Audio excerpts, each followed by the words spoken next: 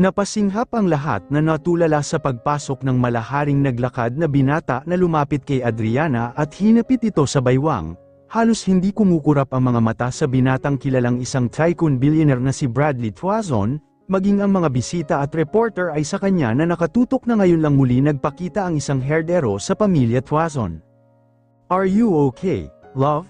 Is there a problem here?" Matamis na ngumiti si Adriana na yamakap sa braso nitong napahalik sa ulo nito. "I'm okay, love. Nag-uusap lang kami," nakangiting sagot ni Adriana na bumaling sa mag-aama na bakas ang kabiglaan sa kanilang mga mata. "Right, Dad," kagad na tumango-tango ang matanda na ngumiti kay Bradley. Habang ang mga reporter naman ay hindi magkandamayaw na kinukunan ng video si Bradley at Adriana kasama si Kurt na kahit hindi nila sabihin ay kitang kamukha ito ni Bradley lalo na't nakapusod ang mahabang buhok nito.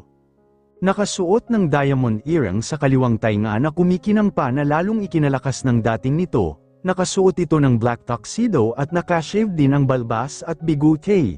Napakabango at fresh nitong tingnan lalo pat nakabakat ang suot nitong suit kung gaano ito katangkad at kakisig. Napakaaliwalas ng mukha nito na bakas ang tuwa sa mga matang nagniningning. "Excuse me, Mr. Tuazon, can we ask you some questions?" Pukaw ng isang reporter na ikinatango nito kaya kaagad lumapit ang reporter kasunod ang cameraman nito. "Sir, you look great tonight. We didn't expect to see you here. Konektado po ba kayo sa pamilyang ito?" Kimi itong ngumiti sa lahat bago sumagot. Hawak nito sa kaliwang kamay si Kurt habang nasa right side naman nito si Adriana na nakhawak sa kanyang braso. "Yes, because this beautiful lady beside me is my fiancé. We'll announce our upcoming wedding soon so stay tuned," nakangiting sagot nito na napakindat pa sa camera. Impit namang napairit ang mga bisita na kinikilig dito, maliban sa mag-aama na napipilan sa isang sulok. Maging si Timothy ay bumalatay ang sakit at inggit sa mga mata nito na biglang sumulpot ang isang Bradley Tuazon. What the heck, si Bradley ang ama ng anak ni Adriana. Pero isang pulubi lang naman yung kasama niya last time. "This can't be, hindi ako makakapayag maging mas successful ka sa akin, Adriana." Sabi ni Bernadette na naniningkit ang mga mata sa inis, gustong-gusto nito ang binatang si Bradley Tuazon kahit bali-balitang suplado at cold-hearted ito, pero heto at nasa harapan na niya ngayon ang binata na mukha namang mabait, yun nga lang ay nabingwit naman ito ng stepsister niya. Nagtagumpay siyang maaga si Timothy na dapat ay ipapakasal noon kay Adriana dahil nagsabuatan sila ng kuya Cassiano niya pero heto at napunta patuloy si Adriana sa lalaking pinakaminimithi niya. "One more question, Sir Tuazon," hirit pa ng reporter na tinanguhan ni Bradley. "Who is this handsome young man beside you? Anak niyo po ba siya, sir?" Tanong nito na ikinangiti ni Bradley. "Yes, this is Adriana, my soon-to-be wife. And our son, Kurt Tuazon," buong pagmamalaking sagot ni Bradley na ikinasinghap ng lahat. Napangiti si Adriana na sinalubong ang mga mata ni Bernadette na matiim na nakatitig dito. Sa uri ng ngiting naglalaro sa lobby nito ay tila nang uuyam na lalong ikin-awesome ng mukha ni Bernadette at kitang piken na piken sa kanya. Maging si Timothy ay halos hindi makaimik na palaipat-lipat ng tingin sa tatlong nasa harapan nila. Matapos masagot ang ilan pang katanungan ng mga reporter ay umalis na sina Adriana sa party, pero bago sila umalis ay pinaalalahan na niya ang mag-aama na ibalik ang lahat sa dati kung ayaw ng mga itong magkita sila sa korte. Kitang nabahala ang mag-aama lalo na't nakaalalay si Bradley kay Adriana na nagpresenta kaagad ng kanyang family lawyer. "No, ang Tuazon family, they all have the power, kayang-kaya nilang bilhin ng batas at paikutin sa kanilang kamay. Sa kahit saang anggulo tingnan ay talo sila dahil una sa lahat, nakapangalan ang lahat ng properties nila kay Adriana. Hindi pa legally nata-transfer sa kanilang pangalan ang kayamanan ng pamilya ni Adriana dahil hindi pa nila ito napapapirma. Ang plano nilang pananakot sana dito kaya ipapakasal kay Cassiano ay pumalpak, hindi nila napaghandaan ang pagdating ng mapapangasawa nitong isang tycoon billionaire." Napapatili si Bernadette na kanina pa nagwawala si Timothy sa silid nilang mag-asawa. Sira-sira na ang mga gamit nilang nagkalat sa sahig na hindi nito maawat si Timothy. "Tama na, Timothy, ano ba?" Sigaw nito na malakas na sampal si Timothy. Lalong nagdilim ang paningin nito na hiniklat sa braso si Bernadette na impit na napadaing, nag-aapoy sa galit ang mga mata nito na malalalim ang paghinga. This is all your fault, kung hindi mo ako pinikot, hindi ako matatol sa iyo, maghiwalay na tayo, Bernadette, as I've said from the very start, hindi kita mahal at hindi kita kayang mahalin, nang gagalaiting bulyo nito sa mukha ni Bernadette. Hihiwalayan mo ako. Bakit? Dahil nagbabalik na ang runaway bride mo. Palabang bulyo nito na natawa ng pagak. Do you think, mababawi mo pa ang pesteng Adriana na yun kay Bradley, ha? Osek nito na pilit binabawi ang braso kay Timothy. Of course I can, kaya ihanda mo na ang sarili mo dahil sisiguraduhin ko sa'yong mawawala na ng bisa ang kasal nating pinanghahawakan mo sa akin. Osek ni Timothy dito na pabalang na binitawan ang braso nitong namula sa higpit ng pagkakahawak ni Timothy. Dream on, Timothy, dream on dahil hanggang doon ka lang kay Adriana. Bakit, ano bang meron ang babaeng yun at nababaliw kayo sa kanya? Natatawang pang-aasar nito sa asawang namumula na sa galit ang mukha at leeg. Anong meron siya? Sarkastikong saad ni Timothy nang umisi ditong napalunok at natigilan. Lahat, Bernadette, lahat-lahat ng katangiang hinahanap ng isang lalaki sa babae ay na kay Adriana na, I'm going to get her back to me, wala akong pakialam kung isang tuwason ang makakalaban ko. Kaya ikaw, ihanda mo na ang sarili mo dahil ibabalik na kita sa ama mo, pareho kayong walang kwenta, pang-uuyam ni Timothy na nagtungo sa closet nila at kinuha ang ilang damit nito. Fine, go away, chase her, Timothy, tingnan ko lang kung pipiliin ka niya against Bradley. Kung noon nga ay tinakbuhan ka niya at pinili ang lalaking yun kaysa sayo, ngayon pa kaya na may anak na sila? Bulyo nito pero hindi na pinansin ni Timothy na nagpatuloy sa pagsisilid ng ilang damit niya sa luggage nito. Napasabunot ito sa buhok na hindi malaman ang gagawin lalo na't seryoso nga si Timothy na iwanan ito. If you think I'll stop you, no way, go ahead Timothy, leave this house and you will never come back again. Ngumisi lang si Timothy dito na hinila na ang luggage nito. That's what I want, Bernadette, to be free, enjoy your life. Sa sobrang galit nito ay pinagbabasag nito ang lahat ng gamit na makita sa loob ng silid.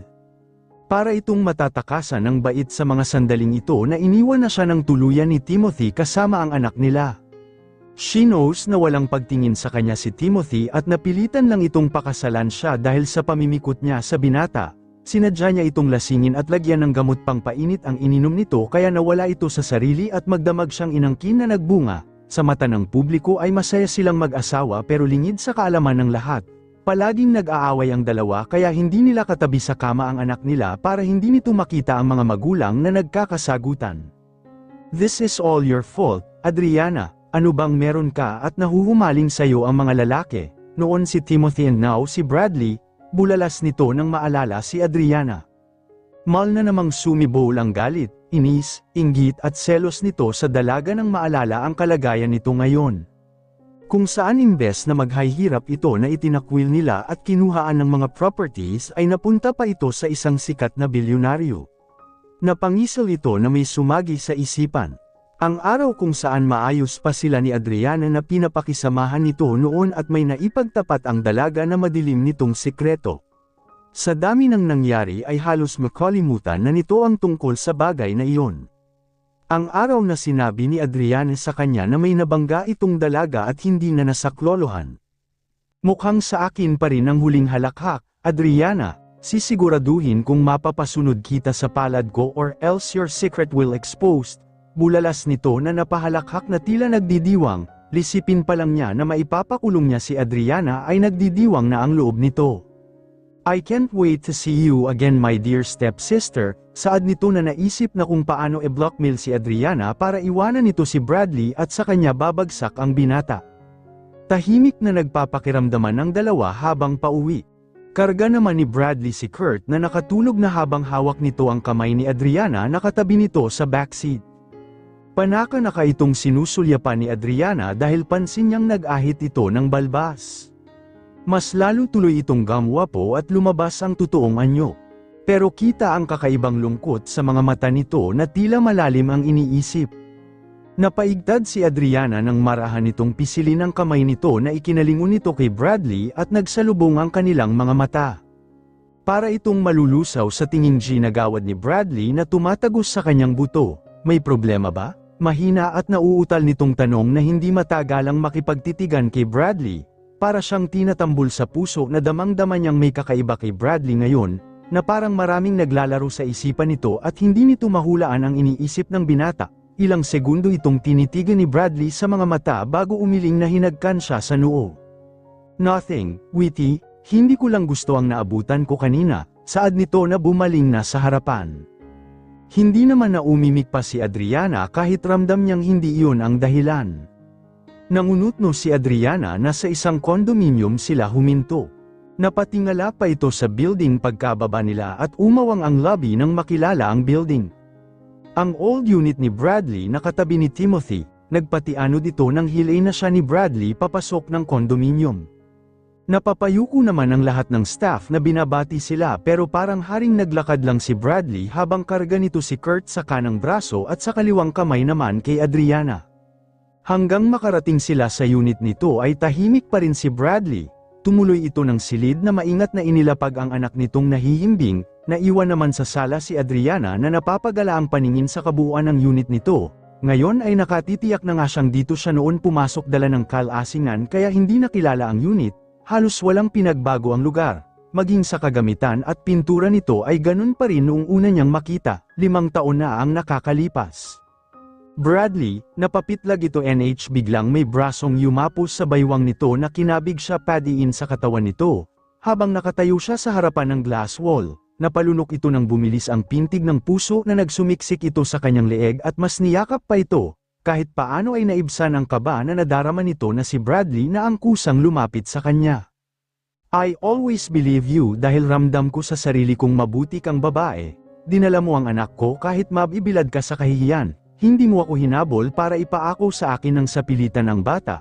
Hindi matatawaran ng anumang halaga ang sakripisyo mo sa pagdadala sa anak ko na mag-isa ka, and I'm so lucky that you are that girl, the mother of my child. Bulong ni Bradley sa punong tainga nitong ikinangiti ni Adriana na nangilid ang luha.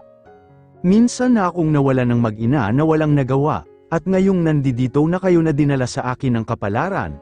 Natatakot ako. Natatakot na baka maiwan na naman akong mag-isa kung kailan sanay na akong kasama ko kayo ng anak natin. Tuloy nito na bakas ang kakaibang lungkot sa boses, tuluyang tumulo ang luha ni Adriana na hinaplos-haplos ang braso nitong nakapulupot sa kanyang baywang. Please, don't leave me whatever's happen in the future, hindi ko nakakayaning mag-isa ulit pagkatapos nito. Promise me, Adriana, huwag na huwag niyo akong liwan ng anak natin. Pabulong na saad nito na mas nagsumiksik sa leeg ng dalaga, napangiti si Adriana na nilingon itong sinalubong ang mga mata nitong malamlam at may bahid ng kakaibang lungkot. Hinaplos niya ito sa pisngi na matiim na tinitigan ito sa mga mata. Do you want me to stay here with you? Tanong ni Adriana na ikinatango nito. Yes, I want to be with you, Adriana, ikaw at ang anak natin. Pagod na akong mag-isa. Pero heto kayo at dumating sa buhay ko nang hindi sinasadya. Natatakot lang ako, Adriana, natatakot na kapag nasanay na akong nandyan kayo ng anak natin ay saka kayo mawawala sa akin. Mahinang saad nito na bakas ang takot at lungkot sa mga mata, ilang segundo silang nanatili sa ganung posisyon, hanggang sa bumaba ang tingin ni Bradley sa mga lobby nitong nakaawang na napalunok. Bradley. Kusang namigat ang talukap ng mga mata ni Adriana na damapo ang mga lobby nito sa kanyang lobby na buong puso nitong tinugon. I want you, sweetie, anas nito na kinarga si Adriana paarap sa kanya.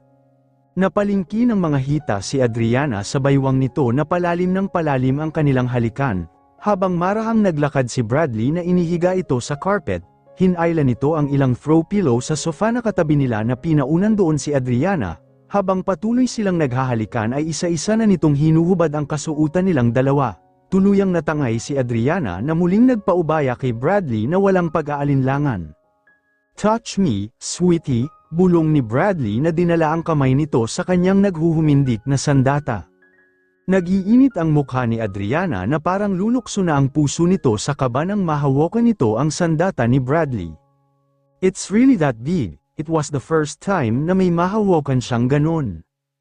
At hindi siya komportable, ginagabayan naman ito ni Bradley na mahinang napapaungol habang iginigiyan nito ang kamay ni Adriana na himasin ang sandata niya, hanggang sa unti-unting naging panatag na si Adriana at may lakas ng loob ng himasin yun, napatitig siya kay Bradley na binitawan na ang kanyang kamay at patuloy na hinihimas ang sandata nito, para itong hinahaplos sa puso na makipagtitigan sa mapupungay na mata ni Bradley at nakalarawan doon kung gaano ito nasasarapan. So good, anas nito na hindi na mapigil ang mapaungol at mapamura. Yumuko itong inabot ang mga labi ni Adriana at malalim na inangkin ang kanyang mga labi. Patuloy lang naman si Adriana sa kanyang ginagawa. Bradley, nahihirapang sambit ni Adriana na hindi na rin mapangalanan ang emosyong nadarama, ungol ni Bradley na pinahinto ito at mabilis pamwesto sa gitnang hita nito. His eyes were burning of lust and desires. Nakakapasaw ang tinging ginagawad nito kay Adriana na ikinalulunod nito. Napadila pa ito sa palad na inihimas sa sariling sandata bago itinutok kay Adriana. Open your legs wider, sweetie. Parang batang napasunod si Adriana na mas naibuka ang mga hita. Unti-unting naluso ang hiyang nadarama at mas nanaig ang kasab-ika nito na muling madama sa loob niya si Bradley. Mariin itong nakagat ang ibabang labi habang nakamata kay Bradley na dahan-daang bumabaon sa kanyang loob. Napakapit ito sa balikat ng binata na pumalbabaw sa kanya at muling inabot ang kanyang mga labi. Napapulupot ito ng mga braso sa batok ni Bradley na nakipagtagisan sa galing nitong makipaghalikan, halos maubusan ito ng hangin sa baga sa galing ni Bradley. Bradley, hiyaw nito na napabaon ng mga kuko sa balikat ng binata. You're squirting, sweetie, hiyaw ni Bradley na mas bumilis ang galaw nito habang sumisirit ang katas ni Adriana. Bradley, sweetie, hold on, let's come together. Tuluyang nanginig ang katawan ni Adriana nang isabog nito sa loob ng dalaga. Hinihingal itong may ngiti sa mga labing bumagsak sa ibabaw ni Adriana na halos hindi na makagalaw sa sobrang pagod. Para itong tinakasan ng lakas sa dami ng katas na lumabas sa kanya. That was awesome, sweetie. Ang sarap mo, bulong ni Bradley dito na napangiting tuluyang nagpatangay sa antok. Days passes, naging maayos naman ang pagsasama ng dalawa sa unit kasama ang anak nilang si Kurt. Bumalik na rin si Bradley sa pamamahala ng kumpanyang nakapangalan sa kanya habang nasa poder nito ang kanyang mag-ina. Napagdesisyonan na rin ni Adriana na hindi na sila babalik ng Spain. Gusto na rin kasi ni Bradley na magpakasal sila at sundan si Kurt na pinaunlakan nito. Masaya na siya na naabot niya ang pangarap na maging international model. Masaya sila ng anak niya kaya walang pag-aalinlangan sa puso nito na pagbigyan ang kanyang mag-ama. Kahit mabilis niya palang nakakasama si Bradley ay dama niya ang kapanatagan at contentment sa puso niya. Higit sa lahat, ang pagmamahal ng binata sa kanilang mag-ina. Walang ibang ginagawa si Adriana kundi ang pangalagaan si Kurt sa maghapon at ang unit ni Bradley. Sa umaga ay maaga itong gumigising para maipaghanda ng maisusuot at agahan si Bradley na papasok ng kumpanya. Sa hapon naman ay maaga ding umuwi si Bradley para makasalo ang mag-ina sa hapunan at makalaro pa ang anak nito. Para na nga silang mag-asawa kung titingnan, papel na lang ang kulang, kahit na pag-usapan na nila ang bagay na pagpapakasal ay may parte pa rin sa puso ni Adriana ang natatakot. Natatakot na baka mamaya ay magbago ang isip ni Bradley at hindi na ito pakasalan. Isang gabi, pasado 8:00 na ay wala pa rin si Bradley. May mahalaga itong meeting na dinaluhan kaya ang sabi nito ay mali-late siya ng uwi. Nakatulog na rin si Kurt sa kakahintay sa ama nito pero heto at wala pa ring Bradley ang dumarating. Mabilis na tinungo ni Adriana ang pinto nang tumunog ang doorbell. Pero napalis din ang ngiti nang makitang isang envelope lang ang naiwan sa harapan ng pinto at wala nang ibang tao sa hallway. Kinuha niya yun at dinala papasok. Bumalik ito sa sofa na binuksan yun at halos lumuwa ang mga mata makita ang laman nun.